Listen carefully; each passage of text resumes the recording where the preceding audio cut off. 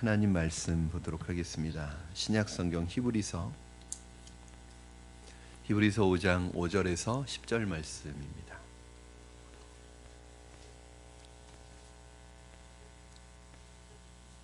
히브리서 5장 5절에서 10절까지 말씀을 저와 여러분 한 절씩 교독하시고 10절 말씀은 합독해서 하나님 말씀 받겠습니다. 또한 이와 같이 그리스도께서 대제사장 되심도 스스로 영광을 취하심이 아니요 오직 말씀하시니가 그에게 이르시되 너는 내 아들이니 내가 오늘 너를 낳았다 하셨고,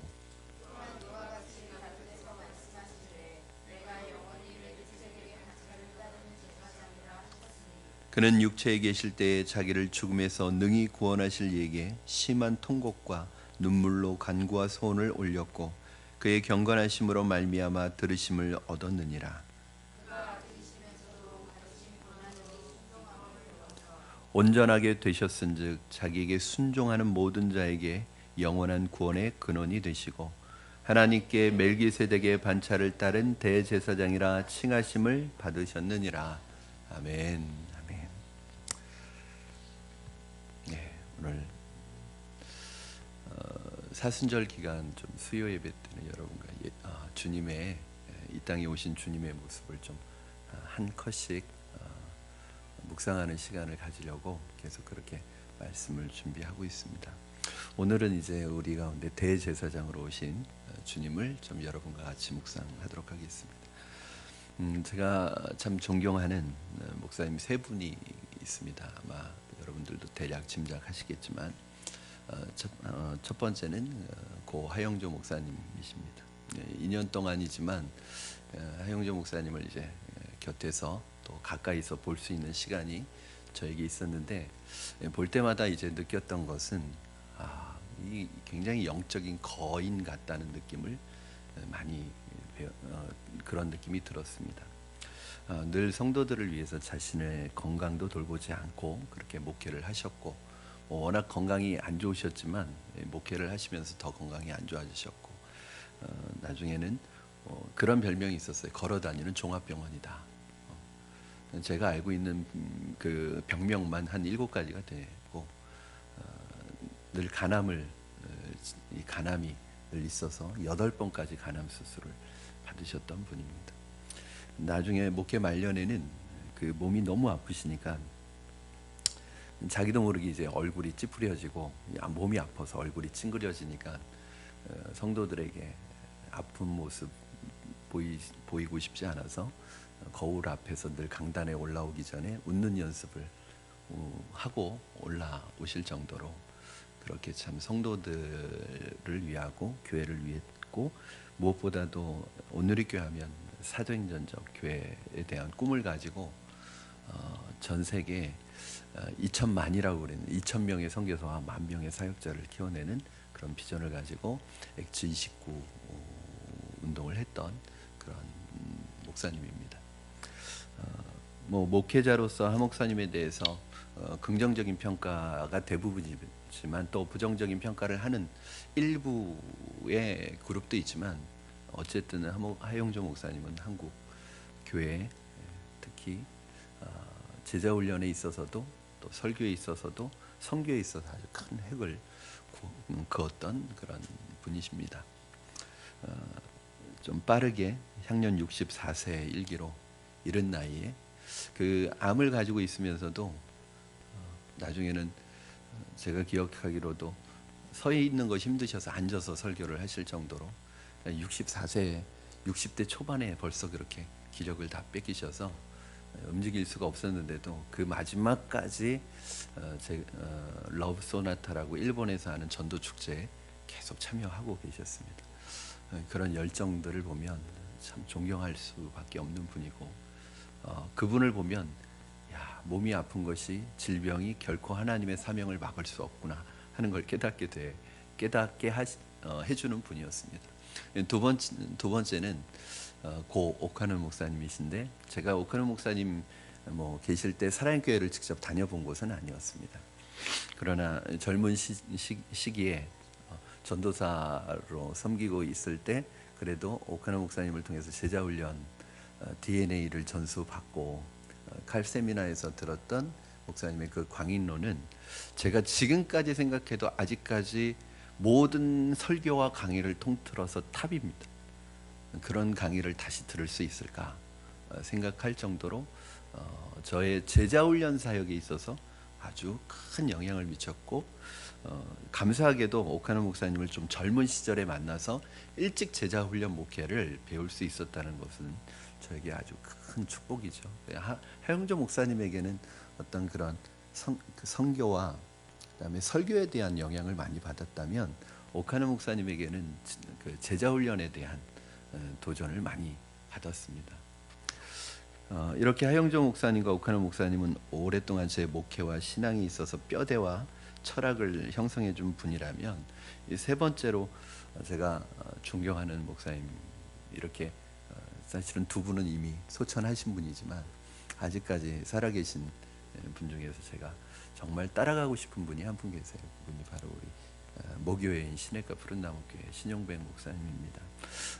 하영조 목사님이 저에게 설교를, 그다음에 오카노 목사님이 제자훈련에 대한 그런 마인드를 주셨다면, 신용백 목사님은 저에게 목회가 무엇인지를 가르쳐 주신, 그래서 어떻게 성도를 섬기고 어떻게 성도를 사랑하고 어떻게 성도들을 위해서 기도해야 되는지를 정말 몸소 보여주신 분이십니다. 저는 이 세 분이 정말 제가 보기에 제가 경험한 목사님들 중에서 참 목자와 참 리더라고 생각하고, 가능하다면 좀 이분들을 배워가고 따라갔으면 좋겠다는 생각을 합니다. 물론 세 분의 공통점이 있습니다. 그게 뭐냐면 대형교회라는 거예요. 그렇다고 제가 대형교회를 꿈꾸는 것은 아닙니다.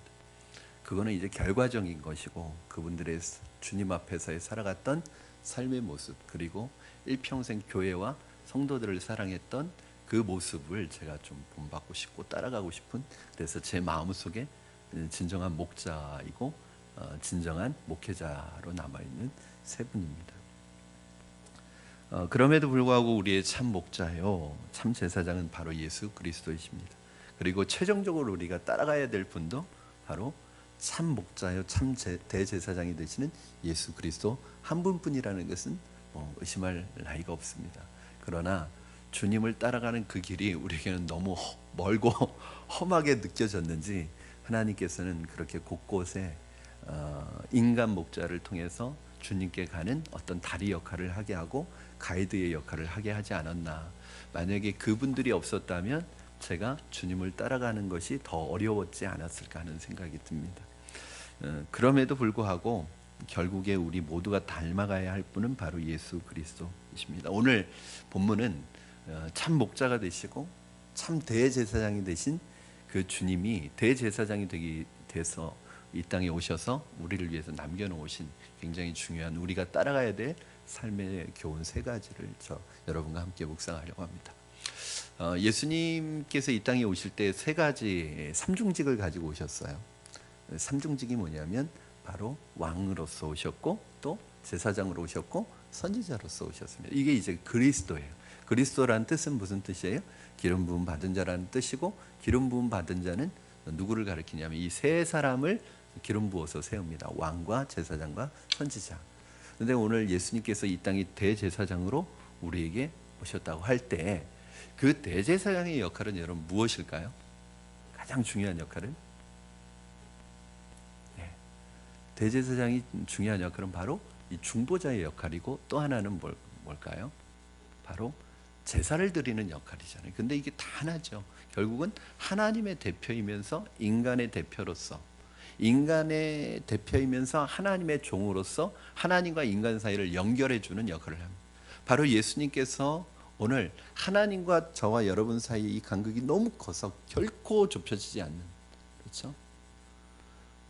사람이 어떤 방법을 통해서도 결코 하나님의 의의 수준에 도달할 수 없는 그 하나님과 우리 사이를 연결해주고 다리를 놓아주고, 그래서 하나님과 우리의 관계가 회복되도록 하는 그 역할을 하셨던 분이 예수님인데, 그 직분이 뭐냐면 바로 대제사장으로서의 직분이. 오늘 여러분과 어떠한 점에서 예수님께서 참 대제사장이 되시는지 함께 나누기를 원합니다. 첫 번째는 예수님은 하나님의 영광을 우선적으로 생각하시는 대제사장이셨습니다. 오늘 본문을 통해서 이제 히브리서는 여러분 굉장히 어려운 본문이잖아요. 신약의 레위기니까. 그래서 사실은 히브리서는 읽을 때마다 어렵지만 사실은 히브리서처럼 깊은 내용을 담고 있는, 어떻게 보면 히브리서 전체가 모욕론, 그러니까 예수 그리스도를 하나님께서 보내주신 그 깊이를 알 수 있으려면 사실은 히브리서만큼 탁월한 책이 없죠. 그래서 예수 그리스도가 아론보다도 얼마나 탁월하고 아론의 대제사장보다도 얼마나 탁월하고 뛰어나고 놀라운지를 오늘 보여주면서 결국은 예수님께서 하나님께서 예수님을 세우셨어요. 대제사장으로. 자, 여러분 대제사장이라는 직분을 잘 생각해 보시면 대제사장은 하나님이 세우십니다. 인간의 대표이지만 인간이 뽑는 게 아니에요. 하나님이 세우십니다. 그래서 하나님의 종이에요. 그러나 동시에 인간이에요. 그런데 예수님은 이 한계를 극복하시는 분이에요. 그렇죠? 하나님이 예수님도 세우셨어요. 그런데 놀라운 것은 혈통으로 세우시지 않으셨다는 거예요. 대제사장은 누구의 혈통에서 나죠? 레위 지파의 혈통에서, 아론의 자손 중에서, 특별히 아론의 자손 중에서 나와요. 그러나 예수님은 어떤 혈통을 가지고 계시죠? 유다 지파의 혈통을 가지고 계세요. 이건 무슨 말이냐면 예수님은 아론과 같은 제사장이 아니라 왕적인 권위를 가진 제사장이라는 거예요. 이 유래는 어디에서 찾아볼 수 있느냐면 사실은 딱 한 군데서만 찾아볼 수 있습니다. 창세기에 나오는, 그렇죠? 창세기에 나오는 한 사람 누구죠? 멜기세덱에서만 찾아볼 수 있어요. 왜? 전통적으로 대제사장과 제사장들은 전부 레위 지파에서 나왔는데 예수님만 유다 지파에서 나왔어요. 근데 이게 단순히 유다 지파가 아니라 유다 지파는 왕권을 가진 지파예요. 그렇죠? 그러면 왕 같은 제사장은 누구밖에 없느냐? 역사 속에서 멜기세덱 한 사람밖에 없었어요. 멜기세덱은 살렘 왕이면서 동시에 제사장이었어요. 그래서 그 전통을 따라서 예수님은 멜기세덱의 반차를 쫓는 제사장이다 이렇게 말씀하는 거예요. 그러면서 결국은 이 멜기세덱의 반차를 쫓는 이 예수님의 대제사장의 탁월성을 이야기하는 진짜 이유가 뭘까요, 여러분? 한번 여러분 말씀 읽겠습니다. 우리 5절 말씀 한번 여러분 같이 읽겠습니다. 시작. 또한 이와 같이 그리스도께서 대제사장 되심도 스스로 영광을 취하심이 아니요 오직 말씀하신 이가 그에게 이르시되 너는 내 아들이니 내가 오늘 너를 낳았다 하셨고. 자, 우리 한번 6절도 여러분 같이 읽어보겠습니다. 시작. 또한 이와 같이 다른 데서 말씀하시되 내가 영원히 멜기세덱의 반차를 따르는 제사장이라 하셨으니. 자, 하나님이 세우신 제사장이지만 다윗의 혈통에서 나신 왕이시면서 제사장이었고 동시에 하나님께서 왕이시면서 제사장이었다고 말할 때 진짜 하시고 싶으신 말씀 뭐냐면 내 아들이라고 칭하시는, 선언하시는 거예요. 그러니까 예수님의 이 대제사장의 탁월성은 어디 있냐면 하나님이 예수님을 아들로 명하신. 자, 아론의 제사장들의 한계는 뭘까요? 하나님의 종이기는 하지만 이 아론의 제사장들의 특징은 인간이기 때문에 인간적인 한계를 가지고 있을 수밖에 없어요. 인간적인 한계가 뭐예요? 결코 완전한 제사가 될 수 없고 영원한 제사를 드릴 수 없다는 한계를 가지고 있어요. 그래서 날마다 제사를 드려야 되는 거예요. 그리고 심지어는 이 대제사장도 인간이기 때문에 인간적인 한계를 가지고 있기 때문에 죄를 가지고 있죠. 그래서 1년에 한 번 대속죄일에는 누구보다도 대제사장은 거룩하고 경건한 삶을 살겠지만 그럼에도 불구하고 대제사장이 죄가 없는 사람은 아니기 때문에 1년에 한 번 대속죄일에 자기의 죄를 씻고 백성들의 죄를 씻는, 지성소에 들어가기 전에 자기의 죄를 먼저 씻어야 돼. 안 그러면 지성소에 들어가는 순간에 죽습니다. 여러분, 대제사장이라고 할지라도 자기의 죄의 문제가 있었다는 거예요. 그렇기 때문에 영원한 제사, 진정한 제사, 완전한 제사를 드릴 수 없었는데 예수님은 누구의 아들이에요? 하나님의 아들이기 때문에 인간적인 이 한계를 완전히 극복하셔서 우리를 위하여 대제사장이 되어주심으로 매번 날마다 계속해서 제사를 드리는 것이 아니라 영원한 제사, 단번의 제사를 드리게 하셨다는 거예요. 여러분, 이것이 바로 예수님의 제사의 탁월성입니다. 자, 그래서 예수님은 다른 대제사장과는 달리 대제사장의 직임을 수행함에 있어서 구약의 잘못된 제사장들처럼 자신의 권위를 사용하는 죄를 결코 짓지 않았어요. 여러분, 오늘 말씀에서도 보면 성경 한 구절 한번 같이 찾아보겠습니다. 여러분, 요한복음 8장 54절. 오늘 본문은 이렇게 표시해 놓으시고요. 우리 요한복음 8장 54절 말씀 한번 찾아서 읽겠습니다. 우리 같이 한번 읽겠습니다. 시작. 예수께서 대답하시되 내가 내게 영광을 돌리면 내 영광이 아무것도 아니거니와 내게 영광을 돌리시는 이는 내 아버지시니 곧 너희가 너희 하나님이라 칭하는 그이시니라. 아멘. 결국은 예수님께서 이 땅에 오셔서 대제사장으로서 하셨던 중요한 일 중에 하나가 뭐냐면 내 영광이 아니라 아버지의 영광을 위해서 일했다는 거예요. 그러면서 동시에 여러분 오늘 히브리서 5장 5절 말씀을 보세요. 또한 이와 같이 그리스도께서 대제사장 되심도 스스로 영광을 취하심이 아니요 오직 말씀하신 이가 그에게 이르시되. 그러니까 스스로 예수님은 하나님의 아들이면서 다른 대제사장과는 다른 탁월한 그러한 지위와 위치에 계셨지만 결코 예수님께서는 한 번도 자신의 영광을 위해서 일하신 적이 없으시고 자신을 위해서 기적을 베푸신 적이 없으시고 자신이 가지고 있는 이 영적인 대제사장의 직분을 자기를 위해서 사용하신 적이 없으시다는 사실이에요. 그러면 누구를 위해서? 하나님의 영광을 위해서 사용하셨습니다. 오늘을 살아가는 그리스도인들은 어떻습니까? 또 교회 지도자들은 어떻습니까? 모두가 입술로는 하나님의 영광을 위해서 산다고 말하고 있습니다. 저부터 그렇습니다. 하나님의 영광을 위해서 산다고 하고 있어요. 사업을 하는 분들은 다 그렇게 얘기합니다. 하나님의 영광을 위해서 내가 사업한다고. 직장생활 하시는 분들은 하나님의 영광을 위해서 내 직장생활 한다고 다 얘기합니다. 공부하는 분들은 내가 하나님의 영광을 위해서 공부한다고 얘기합니다. 그러나 정말 하나님의 영광을 위해서 하는 건가요? 오히려 말로는 겉포장일 뿐 하나님의 영광을 올라타고 내가 더 높이 올라가려고 하지는 않습니까? 예수라는 뛰어난 엔진을 달고 남보다 더 빨리 멀리 가고 싶어하는 것은 아닙니까? 누구의 영광을 위한 것일까요? 정말 하나님의 영광을 위한, 하나님의 영광이라고 한다면 전제 조건이 뭘까요?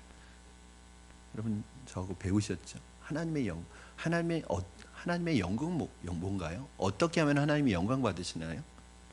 하나님 기쁘시게 하는 거죠. 제가 하는 목회가 정말 하나님을 기쁘시게 하고 있을까요? 여러분이 하는 일이 정말 하나님을 기쁘시게 하기 위한 동기인가요? 정말 그 일이 동기뿐만 아니라 실제적으로 하나님을 기쁘시게 하고 있나요? 아니면 그건 겉포장일 뿐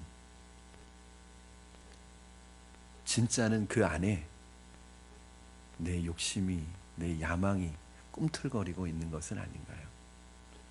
사실은 여기에서 저도 자유로울 수 없습니다. 그래서 사도 바울이 그랬던 것 같아요. 날마다 자기를 쳐서 주님 앞에 복종시킨다.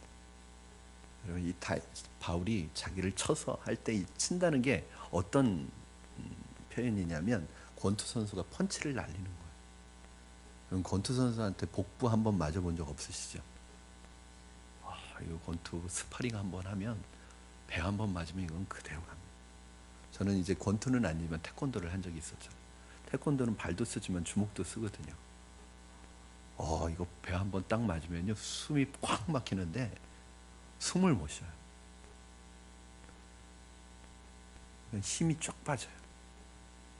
바울은 하나님 앞에서 계속 자기 그렇게 힘을 뺐다는 거예요.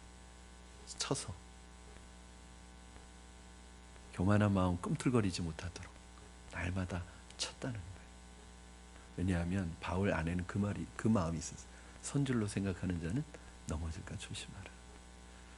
여러분, 저는 정말 여러분의 하는 모든 일들이 하나님을 기쁘시게 하는 일이 되기를 주님의 이름으로 축원합니다. 항상 우선적으로 하나님의 영광이 여러분 안에 있어서 그 하나님의 영광을 위해서 살아가고 있다면 저는 그 자체가 여러분 최고의 생애를 살아가고 있다고 생각이 들어요. 작은 교회를 목회하시나 큰 교회를 목회하나 그게 중요한 게 아니라 큰 교회를 목회하는데 하나님이 기뻐하시지 않아. 그건 아니죠. 작은 교회를 목회하지만 정말 눈물과 피땀을 쏟아가면서 한 영혼을 위해서 만약에 목회에 힘을 쏟고 있다면 그게 하나님의 영광이 위한 거 아닌가요? 하나님이 기뻐하시지 않는 돈, 하나님이 기뻐하시지 않는 재물을 축적해서 그거 가지고 하나님의 영광을 위해서 일한다고 하는 것보다 과부의 두렙돈 가지고 하나님을 기쁘시게 하는 게 하나님께 영광이 되지 않겠습니까? 예수님께서는 하나님의 영광을 위해서 이 땅에 오셔서 하나님의 영광을 위해서 일하셨고 마지막 순간까지 아버지를 기쁘시게 하는 하나님의 영광을 자신의 삶의 우선순위로 삼았어요. 그가 아들이심에도 불구하고, 여기에서 아들이심에도 불구하고 이 말은 뭐냐 하면 하나님임에도 불구하고 하나님의 영광을 먼저 생각했다는 거예요.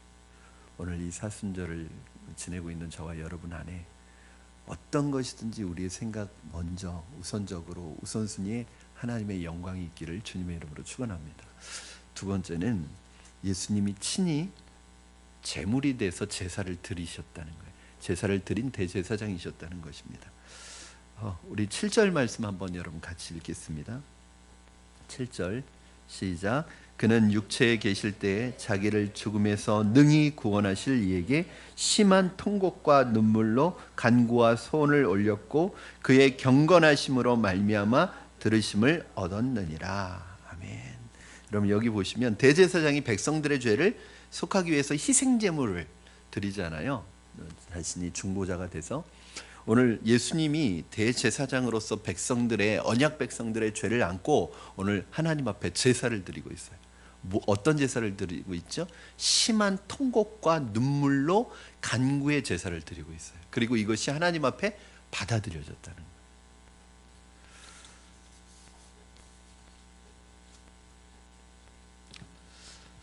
여러분 그리스도는 이 백성들을 위해 울부짖었습니다. 땀 흘리며 부르짖고 괴로움에 몸부림치며 기도하셨습니다. 그 울부짖는 소리는 고통의 클라이막스였습니다. 이러한 울부짖음은 십자가에서도 계속됐습니다. 많은 죄인들이 예수님을 향하여 십자가에 못 박고 조롱하는 상황에서도 예수님은 저들을 불쌍히 여겨달라고 기도하셨습니다. 이 예수님의 기도가 제사가 하나님께 받아들여졌다는 거예요. 여러분 오늘 우리는 어느 자리에 서 있습니까? 그리스도인이라는 이름표를 달고 우리의 마음 가슴에 달고 어디로 향하고 있습니까? 예수님께서는 대제사장으로서 자신의 삶을 몸을 들여서 하나님 앞에 자기가 제물이 되시고, 이게 참 재밌는 표현이에요, 여러분. 죄송합니다. 재밌다고 표현하는 것은 참 이해하기 어려운 표현이에요. 제사장이 제물을 드리잖아요. 그런데 예수님은 두 가지를 동시에 하신 거예요. 자기가 제물이 되시면서 동시에 제사장이 되셔서 자기를 드리신 거예요. 제물로. 그것을 고린도후서 2장 15절에서는 예수 그리스도의 향기다 이렇게 표현을 해요. 제가 한번 읽어드릴게요.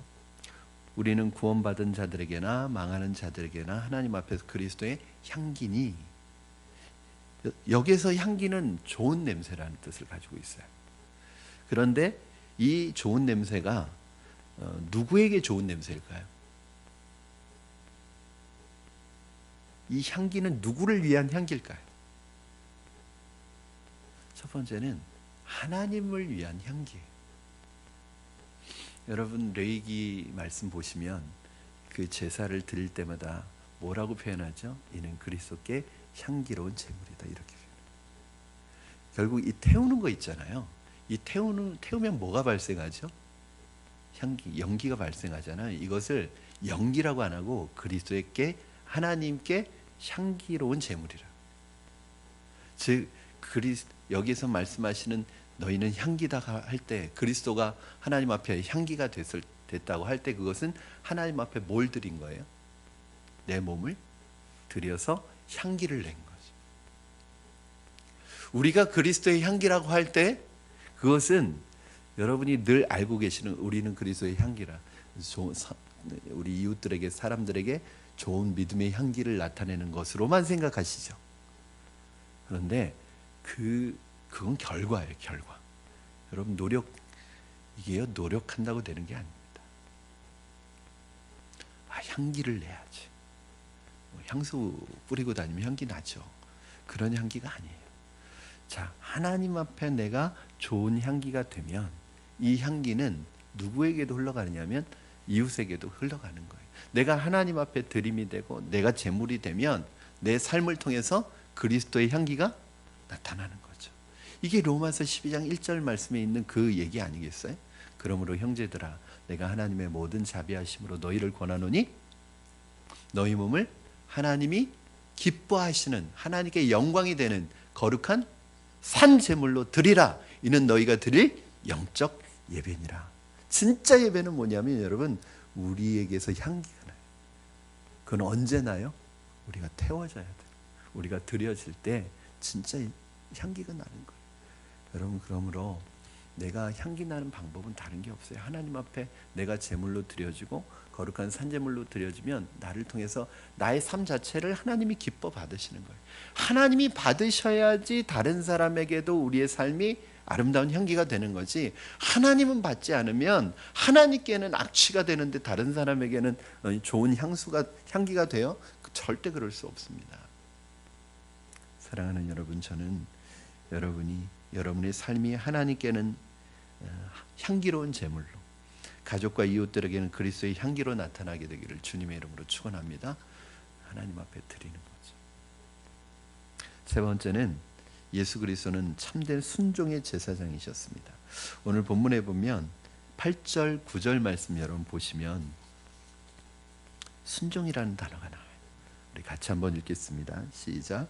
그가 아들이시면서도 받으신 고난으로 순종함을 배워서 온전하게 되셨은즉 자기에게 순종하는 모든 자에게 영원한 구원의 근원이 되시고. 예수님께서는 아들이심에도 불구하고 고난을 통해 순종을 배우셨다.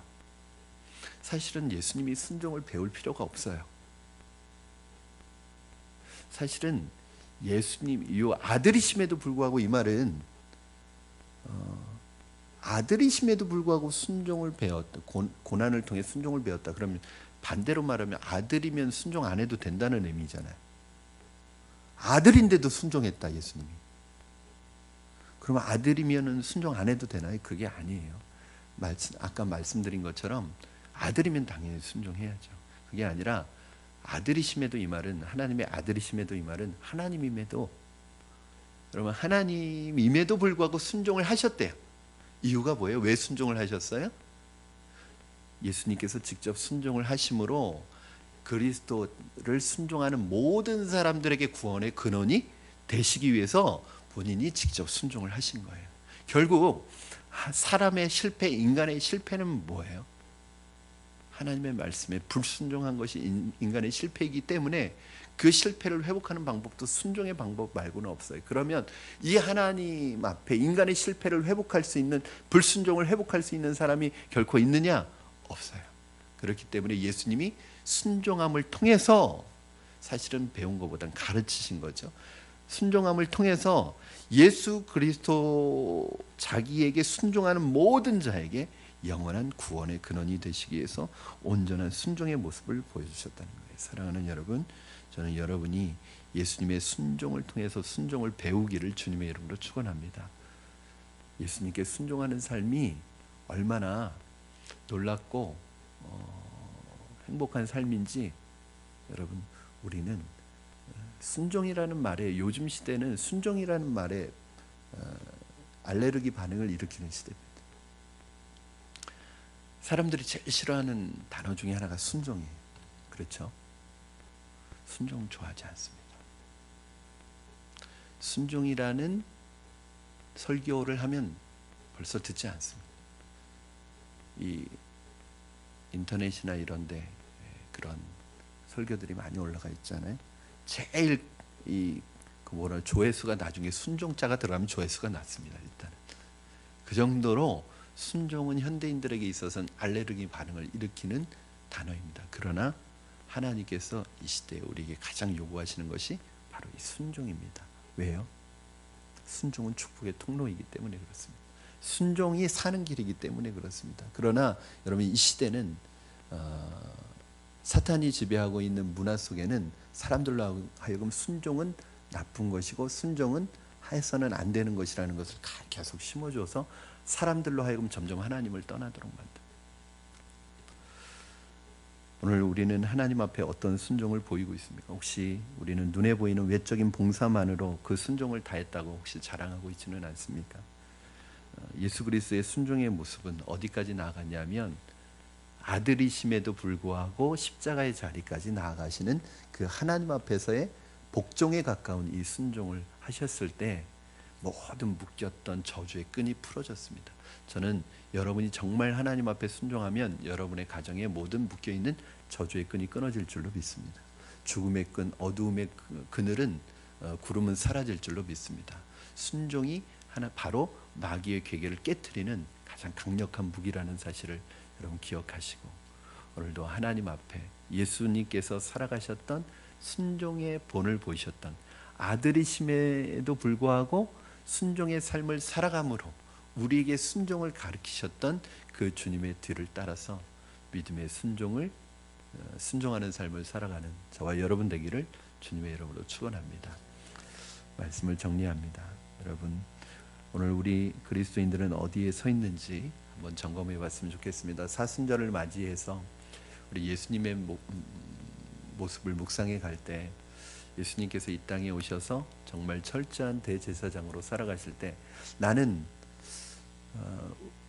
코에 걸면 코걸이, 귀에 걸면 귀걸이에요. 편안할 때는 나 만인제사장이야.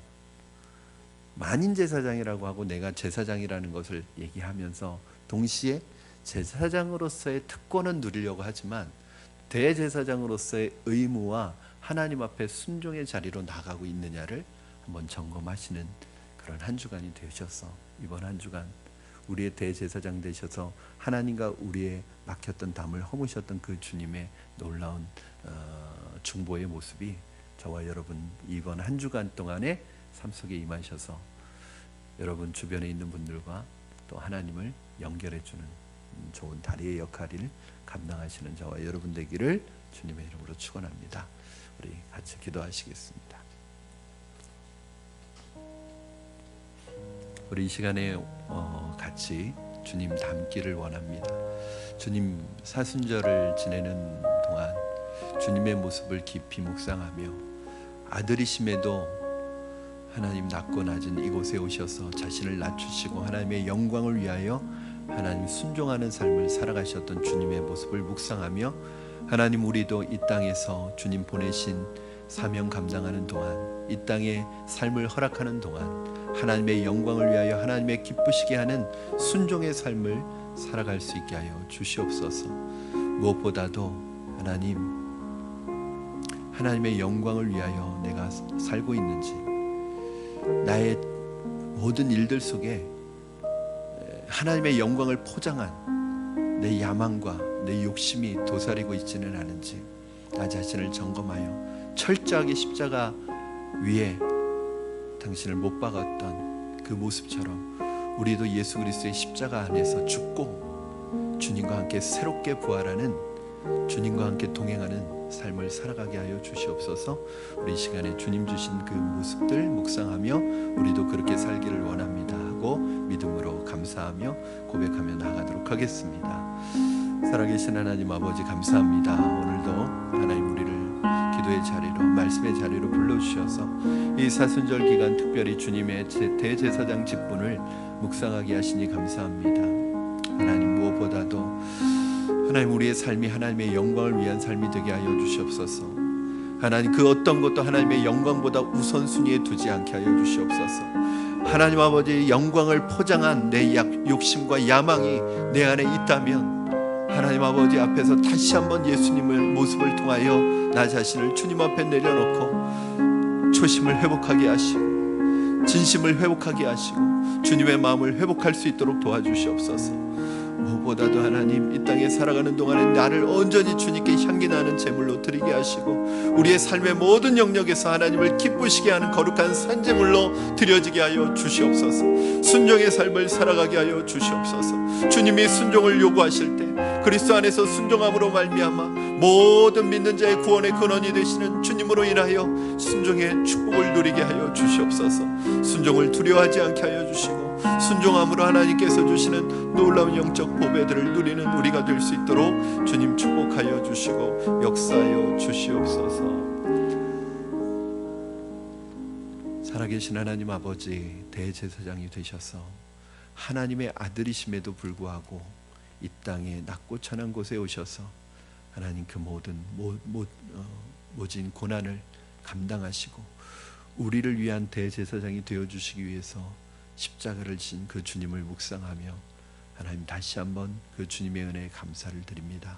주님이 그렇게 사셨던 것처럼 우리도 하나님 영광을 위하여 우리의 삶 전체가 하나님 기뻐하시는 삶이 되게 하시고 나 자신을 하나님 앞에 드림으로 말미암아 하나님이 기뻐하시는 거룩한 산제물의 삶이 되게 하여 주시고 어떠한 상황 속에서도 믿음으로 끝까지 순종의 삶을 살아가셨던 주님처럼 순종의 끈을 놓지 않고 믿음으로 순종하며 나아갈 때 순종의 발걸음마다 하나님의 기적과 역사를, 회복과 치유를, 저주의 끈이 끊어지는 것을 경험하는 우리의 삶이 되도록 축복하여 주시옵소서.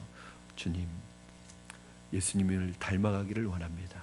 일생 동안 그 주님의 모습을 닮아가 예수 그리스도의 제자의 삶을 살아가기에 부족함이 없는 우리가 되도록 축복하여 주시옵소서. 감사하며 예수님의 이름으로 기도드립니다. 아멘.